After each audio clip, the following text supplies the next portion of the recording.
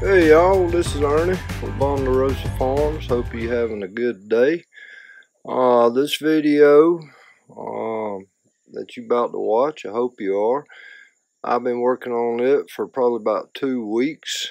It's a giant worm bed, 2 compartments that's going in my rabbit barn, roughly 10 foot by 3'6". So I hope you watch it and I hope you enjoy it.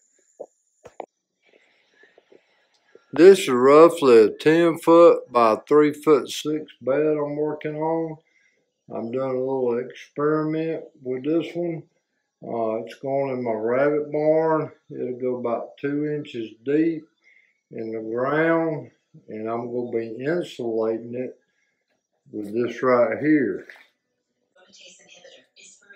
Okay, what I've done in the last probably 3 days, this insulation, and it's almost 3/4 of an inch thick, not a half inch.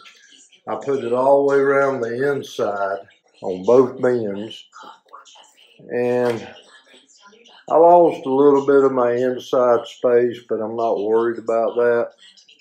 It's about 3'4", 3 foot, 3.5", something like that, by probably 4 foot, 10.5. I got 2 bends split, and what I did, I cut my insulation, and these boards, I'm going to show you something else in a minute, was bowed. I mean the slightest bow. And that insulation, I'd have had to have 200 clamps to clamp that. It took 2 years to build it.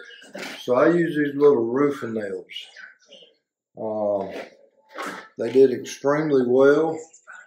They're not long enough to go, just enough to hold it on there. And I squeegee glue on every bit of the surface of all the boards and the insulation and tacked it in place. And it's been sitting about 3 days, and I mean it is just really, it's bonded. It bonded good. This idea may work, may not work, but I'm going to try it because where I'm putting this bed, it's going to be above ground. I want my worms to be somewhat productive during the winter time, and I think this is going to help, and I think it's going to help a lot. I'll tell you about January or February if I was right or wrong. But if you notice at the bottom, I'll cut about 2 inches off all the way around somewhat, about 2 inches. And the reason I did that, that's going to be buried in the ground like a little trench. So that's where we're at. I'm proud of this thing. It's a lot of hard work. Let me show you this too. The reason I got this strap on, if you ever built something like this, a little tip, these boards here had a big bow in them. So I put the clamp on and pulled it in tight to this board right here would fit down there where I could screw it. And you can't see the screws, but I used like 3-inch, 3.5-inch exterior screws.